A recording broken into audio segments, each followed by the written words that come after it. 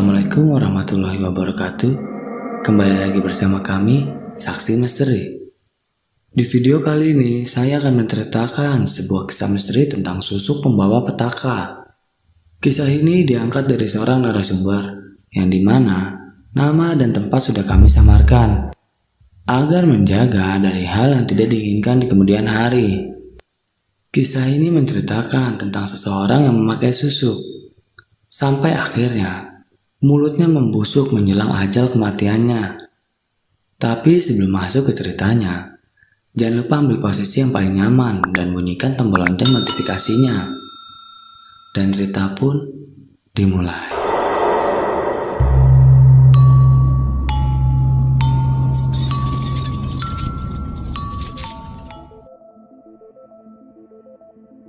Air mataku tidak berhenti menetes melihat ibuku yang sedang terkapar di atas ranjang. Mulutnya dipenuhi koreng. Hanya lenguhan dan rintihan yang tidak henti keluar dari mulut ibuku. Bau busuk pun memenuhi kamar ibuku. Mata ibuku melotot dan tubuhnya kurus terus mengejang, disusul dengan ringkihan panjang. Para tetangga pun tak sanggup berlama-lama menjenguk ibuku karena aroma yang busuk ini. Hanya aku yang menemani ibuku. Berkali-kali aku bisikan kalimat syahadat di telinga ibuku, berharap beliau akan mengikuti ucapanku.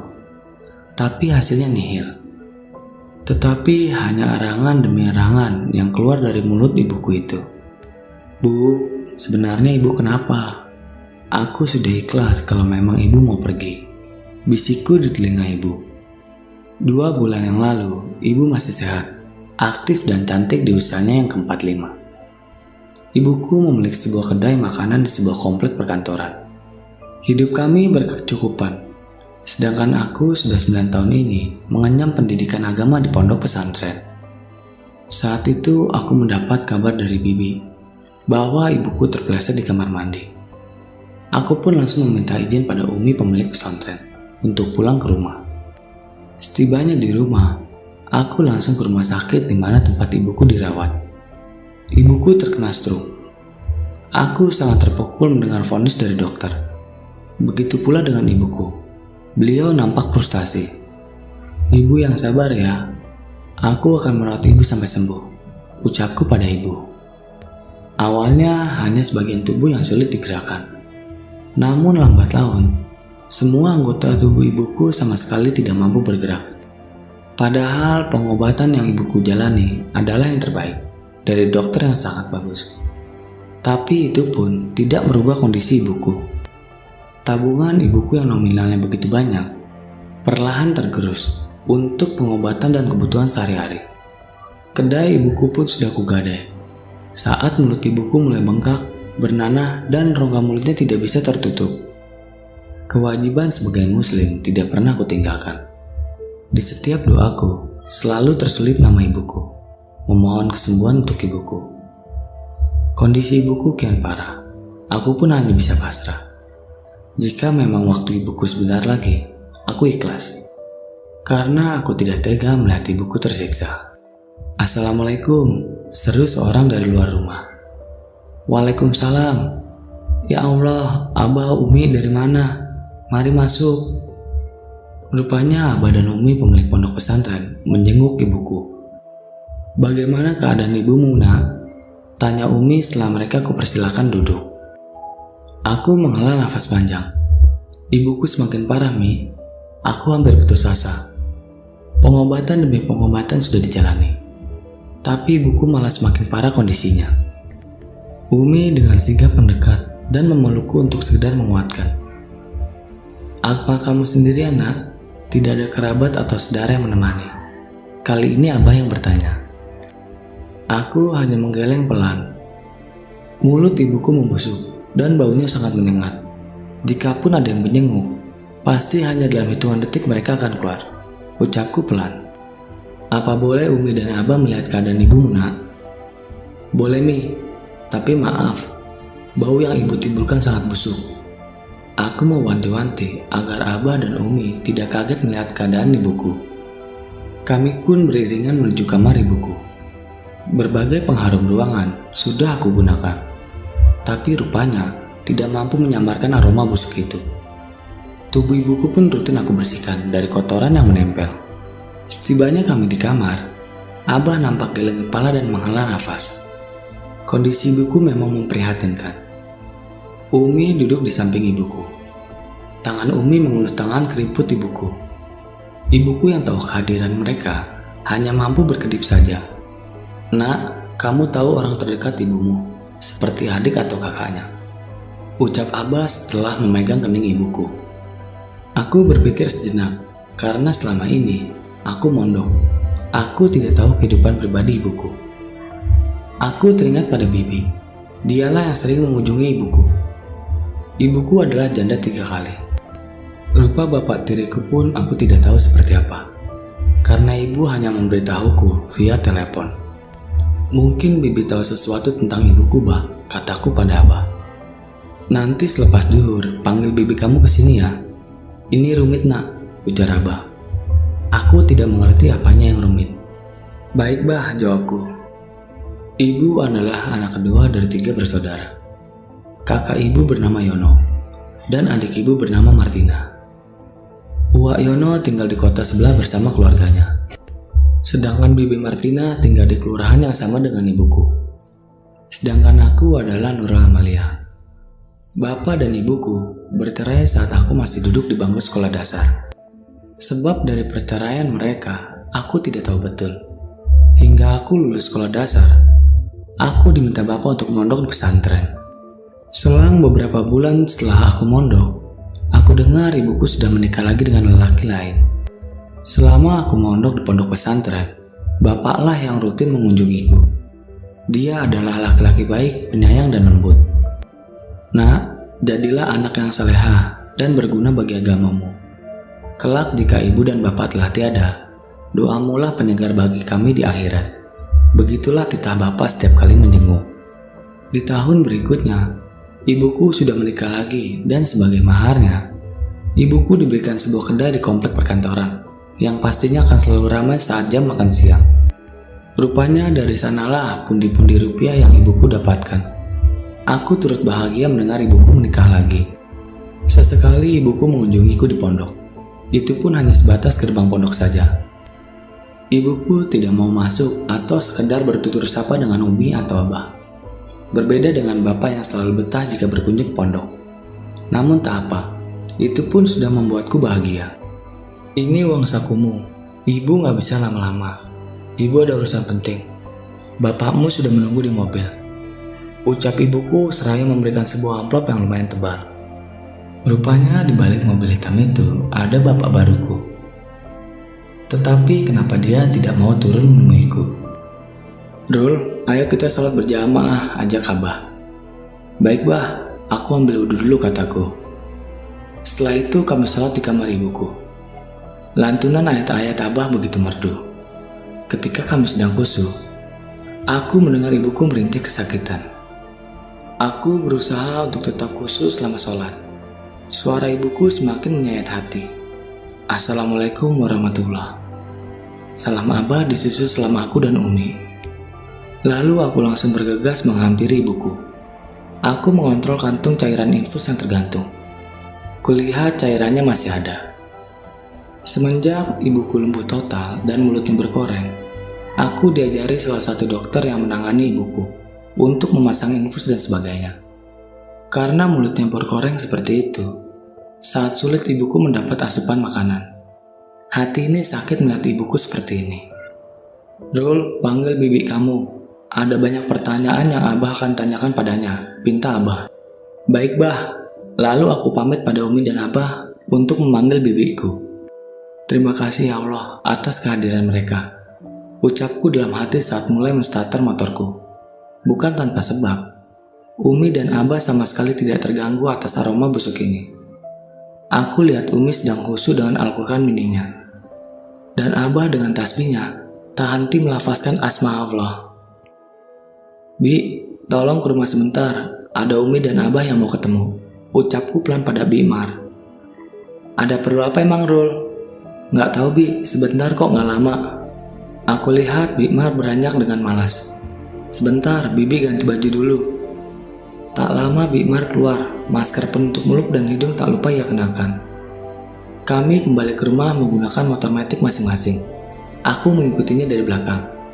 Saat sampai di depan gang, aku mampir ke Indojuni untuk membeli beberapa cemilan dan minuman untuk Abah dan Umi, juga Bibi. Secepat kilat aku menyusul Bibi. Aku lihat Bibi, Abah, dan Umi sedang duduk di ruang tamu. Entah apa yang mereka bicarakan, nampaknya sangat serius.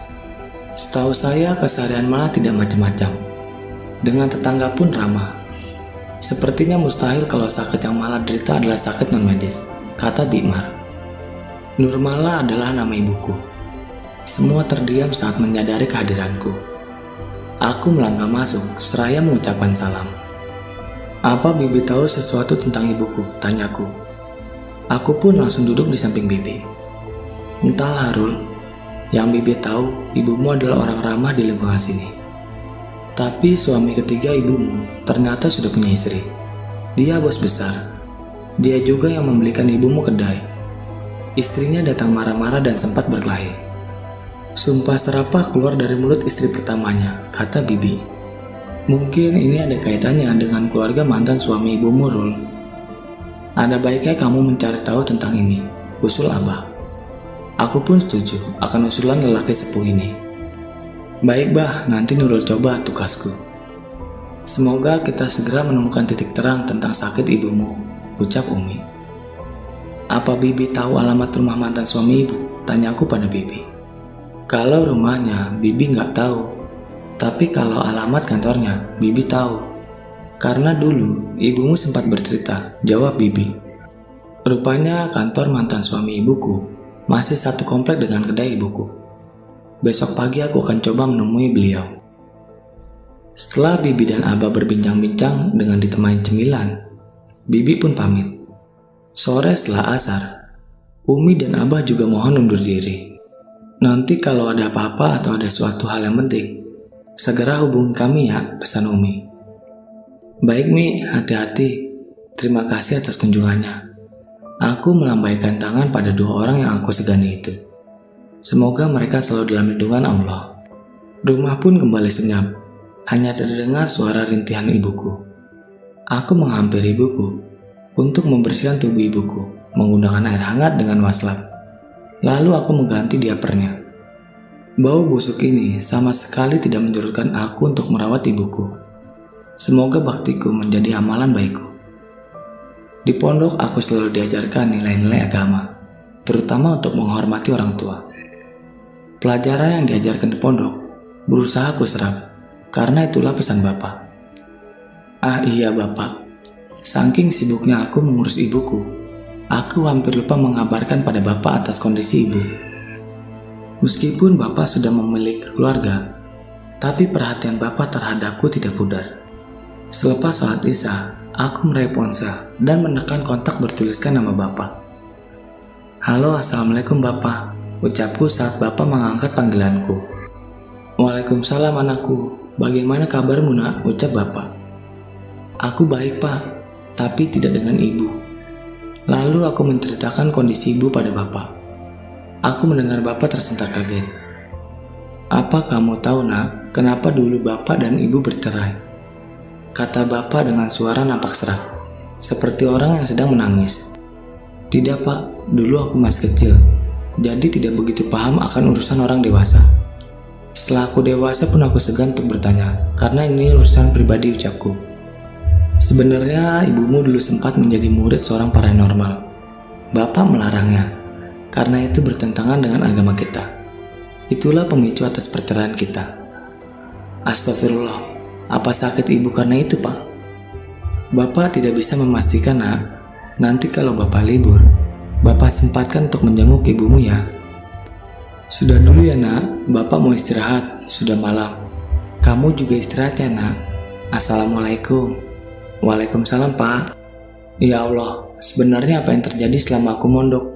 Aku akan cari tahu semuanya. Tolong Nurul, ibu sudah tidak kuat, sakit. Aku lihat ibu tengah duduk meringkuk di bawah pohon yang menjulang tinggi. Aku pasti akan bantu ibu, tapi bagaimana caranya Bu, ucapku. Aku berdiri berjarak 3 meter di depan ibu. Belum sempat ibuku menjawab, tiba-tiba kepala ibuku mendangak ke atas. Aku lihat ibuku mengeluarkan darah pekat. Mata ibuku melotot sempurna. Lalu mulut ibuku perlahan terbuka, dan semakin lama semakin melebar hingga ke telinga. Erangan ibuku menyayat hati siapapun yang mendengarnya. Aku ingin menolong ibuku, tapi aku tidak bisa beranjak dari tempatku berdiri. Seperti ada sesuatu yang menahannya. Aku hanya bisa menangis menyaksikan ibuku meronta-ronta kesakitan. Allahu Akbar, Allahu Akbar. Suara azan membangunkanku. Astagfirullah. Rupanya aku bermimpi. Tapi mengapa terasa nyata? Keringat dingin bercucuran di keningku. Berkali-kali aku beristighfar untuk menormalkan irama nafasku. Lalu aku beranjak menuju kamar ibuku, memastikan keadaan ibuku sebelum aku sholat subuh. Syukurlah, ibuku masih tertidur dengan mulut yang sedikit terbuka dengan koreng di area bibirnya, membuat aku kembali mengingat mimpiku tadi. Segera aku ambil wudhu dan menunaikan kewajibanku. Setelahnya aku memasak bubur untuk ibuku. Sambil menunggu bubur yang selesai, aku ke kamar ibuku untuk membersihkan badannya dan mengganti diapernya. Lelah tentu saja. Beginilah rutinitasku beberapa bulan belakangan. Apa aku mengeluh? Tidak. Aku sangat ridho. Ini tidak sebanding dengan jasa ibuku yang sudah mengandung, melahirkan, dan menyusuiku dan merawat hingga aku besar. Jasanya tidak bisa terbayarkan dengan apapun. Baik buruknya perilaku ibuku, bagiku dia adalah surgaku. Bu, Nurul mau keluar sebentar. Nanti ada bibi yang jagain ibu. Ibu baik-baik ya, ucapku pada ibu. Setengah jam yang lalu, aku sudah menghubungi bibiku untuk jaga ibuku. Sebentar kok bibi bisa duduk saja di ruang tamu kalau bibi kebauan, bujukku pada bibi. Karena awalnya bibi menolak. Ya sudah, tapi jangan lama-lama ucapnya. Aku menyuruh bibi untuk menjaga ibuku, karena aku ingin pergi ke kantor bapak tiriku untuk menanyai suatu hal. Mau cari siapa mbak? Tanya seorang security begitu aku sampai di depan pintu kantor. Permisi pak, saya mau ketemu dengan Pak Seto. Apa beliau ada? Jawabku. Bapak sudah lama tidak ke kantor. Saya dengar bapak sudah sakit-sakitan. Yang biasa kesini itu anaknya. Oh begitu. Apa saya boleh menemui anaknya Pak Seto? Sebentar, saya tanyakan pada sekretarisnya. Lalu security tersebut masuk dan aku menunggu di luar. Tak lama security itu keluar disusul seorang laki-laki muda berbadan tegap. Kamu siapa? Ada perlu apa sama saya? Saya Nurul, putri Bu Nurmala. Boleh ganggu waktu sebentar? Aku lihat laki-laki di depanku nampak sedang berpikir. Baik, saya ada waktu 15 menit. Mari masuk. Aku mengekor di belakang laki-laki yang tidak aku ketahui namanya itu. Kami duduk di pojok lobi yang tersedia meja bundar kecil dengan 2 kursi. Baik pak, karena waktu yang terbatas saja, aku langsung ke inti pembicaraan. Silakan jawabnya. Lalu kuutarakan semua yang terjadi tentang ibuku dan Pak Seto, serta tragedi labrakan yang dilakukan istri Pak Seto. Lalu apa yang ingin kamu tanyakan? Sebelumnya saya mohon maaf sebesar-besarnya. Saya tidak bermaksud memfitnah atau apapun. Saya ingin bertanya pada ibu Anda ada kaitannya dengan sakit yang ibu saya derita. Tanyaku dengan hati-hati agar tidak menyinggung. Santet atau semacamnya maksudmu? Jawabnya dengan senyum sinis. Aku pun mengangguk pelan. Mama saya tidak mungkin melakukan demikian. Beliau orang modern. Dan tentang papa saya memang gemar bermain perempuan di belakang mama saya. Mama saya wanita hebat. Beliau sudah memaafkan itu. Beliau dengan tulus merawat papa saya yang sakit-sakitan. Jadi ibu kamu bukan satu-satunya wanita simpanan papa. Terangnya begitu. Jadi sakit yang diderita oleh ibu kamu tidak ada kaitannya dengan mamaku. Saya rasa penjelasan saya sudah cukup jelas. Ini kartu nama saya. Bisa kamu gunakan jika diperlukan. Permisi. Belum sempat aku menjawab, dia sudah beranjak dan berlalu. Aku memenangi kartu nama tersebut.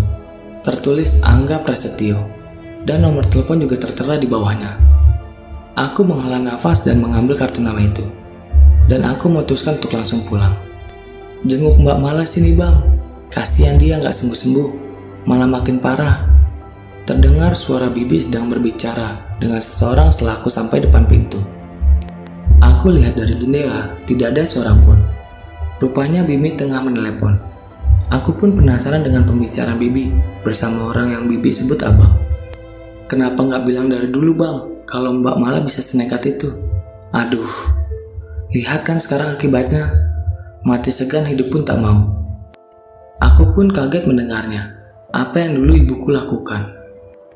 Cepatlah kamu datang bang, kasihan Mbak Mala. Setelah itu pun senyap, tidak ada percakapan lagi. Apa bibi baru saja menelpon Wak Yono? Karena setahuku, Bikmar memanggil Wak Yono dengan sebutan abang. Assalamualaikum, ucapku seraya membuka pintu. Terlihat bibi nampak biasa saja.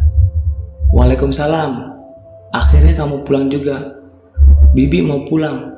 Oh iya, sepertinya ibumu buang air, karena tadi bau banget katanya. Tanpa menunggu jawaban dariku, bibi bergegas keluar dan berlalu menggunakan sepeda motornya. Aku hanya bisa menghela nafas. Lantas aku lekas membersihkan diriku. Setelah itu aku mengecek di HP ibuku, dan benar saja, ibuku ternyata BAB. Setelah aku membersihkan BAB ibuku, lalu aku menghubungi Bikmar, menanyakan nomor Wak Yono. Untuk apa Rul, balasnya?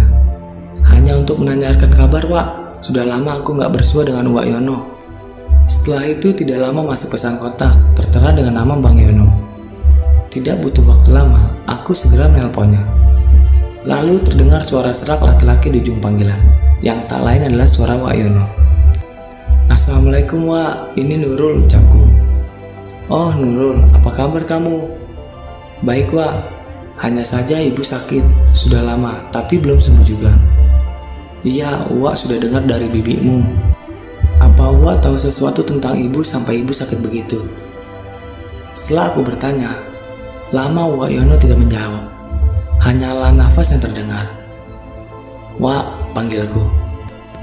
Rul, ibumu itu punya susuk di bagian lidah, yang bertujuan agar semua ucapannya dituruti oleh lawan bicaranya. Kata Wak lirih namun mampu membuatku tersentak. Apa Wak? Ucapku tidak percaya. Itu benar Rul, karena Wak lah yang mengantarkannya. Dulu mamamu memohon-mohon untuk diantarkan ke orang pintar. Katanya dia mau menaklukkan laki-laki yang sudah menolaknya mentah-mentah. Ya Allah, kenapa ibuku senekat ini? Air mataku mengalir deras. Aku tidak percaya, ibuku melakukan hal musyrik.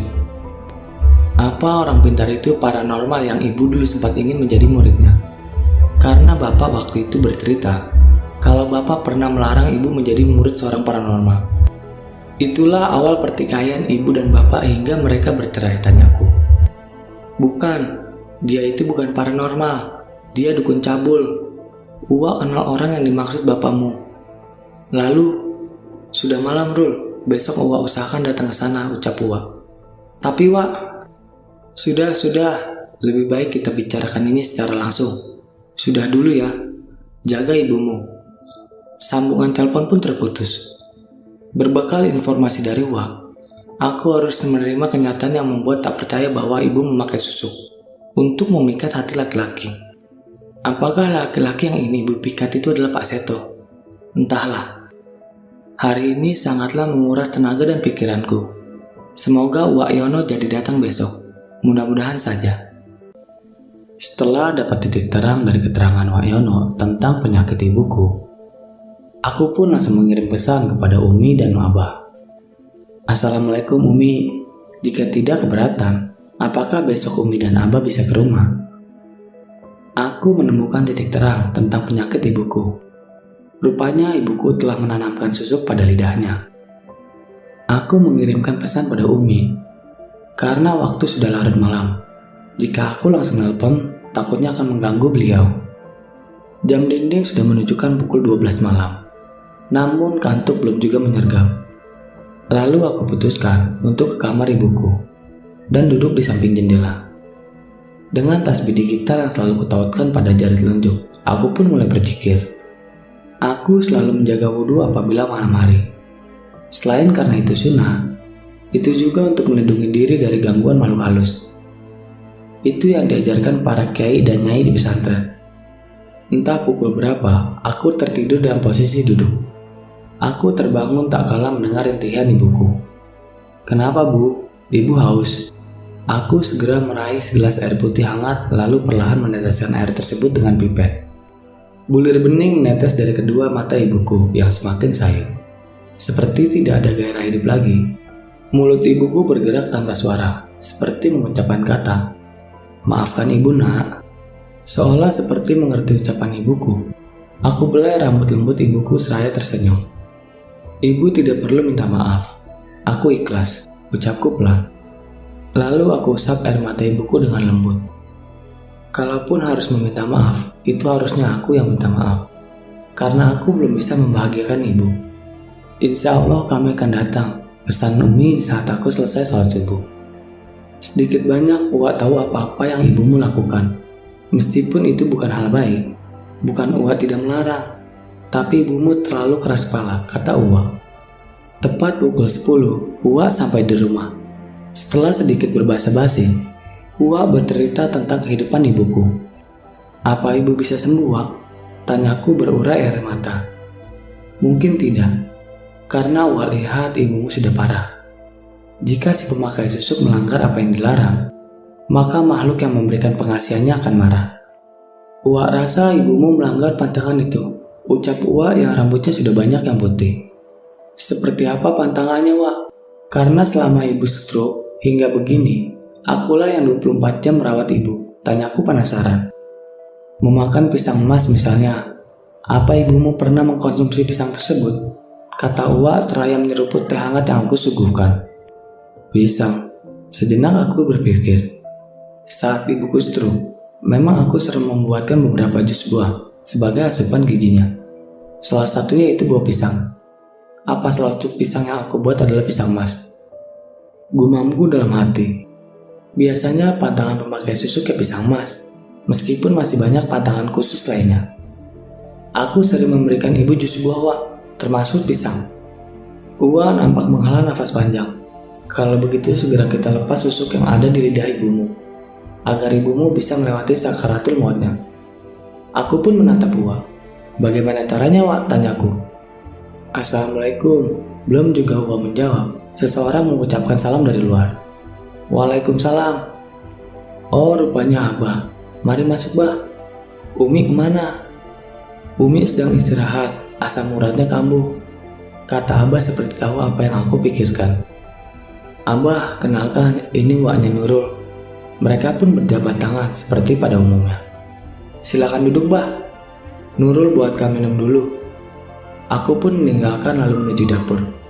Sekilas aku mendengar mereka mengobrol. Setelah menyiapkan teh hangat, aku pun keluar. Anehnya, ruang tamu sepi. Kemana Uwa dan Abah? Lalu aku dikagetkan dengar suara Abah yang terdengar dari kamar ibuku. Tanpa pikir panjang, aku langsung berlari ke kamar ibuku. Aku lihat Abah jatuh terduduk, sedangkan Uwa memegang kedua tangan ibuku. Ibuku meraung-raung dengan keras. "Astagfirullah, ada apa ini, Wak?" teriakku. "Nurul, cepat bantu Abah bangun," kata Uwa. Aku langsung membantu Abah yang sedang susah payah untuk bangun. "Lekas berwudu, pakai mukenakmu. Cepat Nurul, cepat," perintah Abah setelah sudah kembali berdiri. Melihat situasi tegang seperti ini membuatku takut. Ibuku tidak berhenti meronta. Kenapa tubuh lemah ibuku mendadak kuat seperti ini? "Nurul, cepat." Aku pun tersentak kaget. Mungkin melihat aku yang masih diam di tempat, membuat Abah dan Uwa meninggikan suaranya. Secepat kilat aku sudah kembali ke kamar ibuku. Setelah sebelumnya, aku berwudu dan memakai mukena yang biasa aku pakai untuk sholat. Ibuku masih berontak, berusaha melepaskan cengkraman tangan Uwa. Abah duduk bersila tepat di samping ranjang ibu. Jemari Abah terus bertasbih dengan mata tertutup. "Duduk dan baca surat Yasin. Fokuskan pikiranmu pada apa yang sedang kamu lakukan. Jangan sampai teralihkan oleh apapun," perintah Abah tanpa menoleh ke arahku. "Baik, Bah." Aku pun mulai membaca surat Yasin yang sudah kuhafal di luar kepala. Jadi setelah aku di dapur, Abah dan Wak Yono masuk ke kamar ibuku. Wak Yono menceritakan apa yang tahu tentang ibuku. Berkali-kali Abah pun istighfar. Aku sudah menduganya. karena aku merasakan aura negatif pada diri ibu ini, terutama pada bagian mulut, ucap Abah. Lelaki sepuh dengan kopiah putih itu menghampiri ibuku. Ia menajamkan mata batinnya. Abah melihat jin yang bersemayam dalam susuk itu tengah melotot padanya. Abah berusaha berkomunikasi dengan jin kafir tersebut. Pergilah, urusanmu dengan manusia ini telah selesai, ucap Abah. Tidak, jangan ganggu urusanku. Dia akan kubawa ke alamku. Jin itu menolak untuk pergi. Pergilah, atau aku bakar kamu. Hahaha. Daripada aku harus pergi, lebih baik kita bertarung. Tantang jin itu yang seluruh tubuhnya berwarna merah dengan tanduk yang melengkung di kedua sisi kepalanya. Perkelahian beda makhluk itu pun terjadi. Wak Yono sama sekali tidak dapat melihat perkelahian tersebut. Hanya saja tubuh ibuku bereaksi saat jin menyerang Abah. Jika Wak Yono tidak menyekeramnya dengan kuat, mungkin Wak Yono juga akan diserang oleh ibuku. Ketika Abah lengah, jin itu langsung menghujamkan serangan pada Abah, hingga Abah terjungkal. Di saat bersamaan, aku datang karena mendengar kegaduhan dari kamar ibu. Nurmala, lawan Nur. Jangan sampai jin itu membawa jiwamu. Wak Yono semakin kalut karena tubuh ibuku yang terus mengejang hebat. Suara rangan ibuku semakin kencang, memekikkan telinga. Aku berusaha tetap fokus. Dengan kuasa Allah, Abah mampu mengalahkan jin kafir itu. Jin itu berteriak keras dan berusaha menyerang aku. Namun belum sempat mengenaiku, jin itu terpental dengan sendirinya. Di saat yang bersamaan, Abah melempar tasbih yang terbuat dari kayu kauka. Tasbih itu mendarat tepat di leher jin bertanduk dua itu. Dengan kekuatan yang Allah titipkan pada Abah membakar jin itu dengan doa penghancur jin. Api biru kemerahan melahap habis rupa jin itu. Ibuku yang sedari tadi tidak berhenti berontak langsung terdiam. Sedangkan Wak Yono terduduk dengan nafas yang memburu karena kelelahan. Begitu juga Abah. Ibu kenapa bah? Tanyaku. Jin yang ada pada susuk ibumu marah dan tidak mau pergi. Tapi sekarang alhamdulillah, berkat izin Allah, ibumu sudah terbebas dari jeratan jin kafir itu. Lalu sekarang bagaimana bah? Tanya Wak Yono pada Abah. Selanjutnya kita akan menarik susuk itu untuk keluar.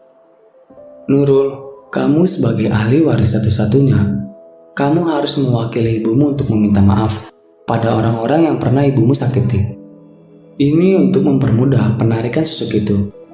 Mungkin nyawa ibumu juga akan terlepas saat itu juga, sahut Abah lagi.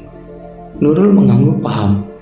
Ia melihat dengan nanar ibunya yang terpejam, dengan bibir tebal memerah karena borok di dalam mulutnya. Ia harus bergerak cepat. Ia tidak ingin mengulur waktu. Ibunya tengah sekarat dan menunggu maaf dari orang yang pernah ia sakiti. Pak Seto dan istrinya adalah orang pertama yang akan aku datangi. Aku ingat akan kartu nama yang diberikan anak Pak Seto. Teriknya panas matahari tidak menyurutkan niatku untuk berkunjung ke kediaman Pak Seto. Berbekal alamat yang diberikan Mas Anggara anak Pak Seto melalui chat, aku pun bergerak menuju rumah Pak Seto. Sebelumnya aku telah menghubungi Mas Anggara untuk mempertemukanku dengan orang tuanya. Namun karena suatu pekerjaan yang tidak bisa ia tinggalkan, akhirnya aku hanya diberikan alamat rumahnya. Berbagai spekulasi mulai muncul di kepalaku. Bagaimana kalau istri Pak Seto masih menaruh dendam pada ibuku, lalu melampiaskannya padaku? Namun demi ibuku, insya Allah semuanya baik-baik saja. Ibu di rumah dengan Uwa dan Bibi, sedangkan Abah pulang ke rumahnya untuk mengambil peralatan guna pengambilan susu, seperti daun kelor dan air daun bidara. Mendengar notif dari ponsel, aku menepikan motor sejenak untuk membuka pesan. Siapa tahu dari Uwa atau Bibi. Rul, Bapak sedang di jalan, mau jenguk ibumu. Kamu di rumah kan? Oh, rupanya dari Bapak. Aku juga lagi di jalan Pak, mau ke rumah mantan suami ibu untuk meminta maaf atas kehilapan ibuku pada keluarga mereka. Memangnya ada apa lagi, Ndu? Tanya Bapak. Bapak teruskan saja perjalanannya, nanti aku ceritakan di rumah. Bapak hati-hati di jalan. Assalamualaikum. Tanpa menunggu balasan dari Bapak, aku kembali memacu motorku. Hari semakin siang dan panas. Semoga aku sudah kembali saat sore nanti. Aku memasuki sebuah komplek perumahan yang lumayan elit. KTP-ku saja ditahan selama memasuki perumahan ini. Rumah mewah dan megah berjejer rapi dengan gerbangnya menjulang tinggi. Pasti yang menghuni di perumahan ini bukan sembarang orang. Rumah Pak Seto akhirnya ketemu setelah beberapa kali aku berkeliling. Setelah mengumpulkan keberanian dan mengucapkan bismillah, aku pun memencet bel rumahnya. Tak lama seseorang wanita berdaster muncul di balik gerbang. Rambutnya yang memulai putih, yang hanya diikat ala kadarnya, itu membuka sedikit gerbang dan menanyaiku. "Maaf, dari siapa mbak?" tanya ibu itu. "Saya Nurul, putri Bu Nurmala. Saya mau menemui Pak Seto dan istrinya," jawabku seramah mungkin. "Ada urusan apa dengan ibu dan bapak mbak?" tanya wanita itu lagi. "Maaf bu, saya tidak bisa memberitahu ibu atas urusan saya dan beliau. Bisa tolong panggilkan," ucapku. "Tunggu sebentar." Aku pun mengangguk. 5 menit, 10 menit, 15 menit. Belum juga nampak orang yang aku cari. Akhirnya aku duduk di samping gerbang dan berteduh di bawahnya. Kerongkonganku berontak, ingin segera diisi air. Rasanya haus sekali. Apa yang punya rumah tidak mau menemuiku? Aku tidak akan pergi sebelum mendapatkan maaf. Mungkin sudah 1 jam aku menunggu. Aku pun bangkit untuk menekan kembali bel rumah mewah ini. Tin. Astagfirullah. Saat aku akan memencet bel rumah ini, aku dikagetkan dengan suara klakson mobil. Aku membalikkan badan dan melihat siapa orang yang sudah mengagetkanku. Tak lama seseorang lelaki keluar dari balik pintu mobilnya. Ternyata Mas Anggara. "Loh, kamu kenapa baru datang?" "Aku sudah di sini 1 jam yang lalu. Tapi rupanya ibu kamu nggak mau ketemu sama aku," ucapku seraya merusak peluh di kening menggunakan ujung kerudungku. "Kasihan, ayo masuk." Lalu Mas Anggara kembali menekan klakson mobilnya sebanyak 2 kali. Tak lama ibu-ibu yang tadi menanyaiku tergopoh-gopoh membuka gerbang lebar-lebar agar mobil Mas Anggara bisa masuk dengan leluasa. Ibu itu sekilas melihatku. Aku pun diam mematung di luar gerbang. "Hei, ayo masuk," ucap Mas Anggara. Iya, aku pun masuk mengikuti dengan kaku. Sedangkan ibu yang tadi tampak tak suka kepadaku. "Kamu tunggu di sini ya. Aku panggilkan mama dulu," kata Mas Anggara. Aku duduk di teras dengan perasaan yang sulit aku artikan. Biarkan saja dia nunggu di depan sampai malam. Mau kehujatan, mau kepanasan, mama gak peduli. Benar dugaanku. Ibu Mas Anggara tak suka dengan kedatanganku. Dia cuma mewakili ibunya untuk meminta maaf atas kesalahan ibunya sama keluarga kita, Pak. Maafkan saja. Toh dari sekian selingkuhan papa, cuma dia yang berani kesini untuk sebuah maaf. Kini terdengar pembelaan dari Mas Anggara. "Ingat Angga, buah jatuh tidak jauh dari pohonnya," kila mama Mas Anggara. "Mama makanya lihat dulu. Anaknya Nurmala sangat jauh berbeda dari mamanya." Suara langkah kaki terdengar semakin mendekat. Detuk jantungku semakin kencang berdebar. "Assalamualaikum Bu," ucapku setelah seorang wanita yang masih lumayan segar dari umurnya berdiri di hadapanku. Aham, wanita itu hanya berdaham. "Saya Nurul, anaknya Ibu Nurmala." "Iya, saya sudah tahu, duduk." Aku pun mematuhinya. Wanita yang tak lain adalah istri Pak Seto, nampak melihatku dari ujung rambut hingga kaki. Sedangkan aku hanya berani menunduk. "Ada perlu apa kamu kemari?" tanyanya. Saya mengatasnamakan ibu saya, ingin memohon maaf dari ibu sekeluarga. Ibu saya sekarang sedang sekarat, menanti maaf dan ampun dari orang-orang yang telah beliau sakiti. Kepada ibu terutama. Saya harap ibu sekeluarga mau memaafkannya. Jikapun ada syarat yang ibu ajukan, insya Allah akan saya penuhi. Susah payah aku menahan suara agar tidak terdengar gemetar, karena takut akan reaksi istri Pak Seto. Setelah aku berkata demikian, semua diam, termasuk Mas Anggara. "Maafkan saja, Ma, semua orang pasti memiliki dosa. Tapi sangat sedikit yang mempunyai keberanian untuk mengakui sebuah kesalahan," ucap Mas Anggara yang sejak tadi berdiri di belakang mamahnya. Mama Mas Anggara nampak menarik nafas panjang. "Baiklah, aku maafkan apapun yang telah ibumu perbuat. Semoga dengan maaf dariku, memudahkan jalannya urusan mamamu, ucapnya. Alhamdulillah, terima kasih banyak Bu. Spontan aku langsung mencium tangan mama Mas Anggara sambil terus berterima kasih. Setelah itu aku bergegas pulang. Setelah sampai di rumah, aku pun melihat bapak sudah ada di rumah. Malah, insya Allah aku sudah memaafkan kamu secara lahir dan batin, ucap bapakku. Aku juga langsung menghampiri ibuku dan menggenggam tangan ibuku. Bu, istri Pak Sedo sudah memaafkan ibu, dan Nurul juga mengikhlaskan ibu. Semoga maaf dari kami semua mengurangi beban ibu. Air mataku menetes membasahi tangan ibuku. Lalu Uwa dan Bibi secara bergantian mendekati ibuku. Para tetangga pun datang dan menghampiri ibuku lalu membisikkan sesuatu. Hari sudah mulai sore. Bisa Abah lakukan sekarang?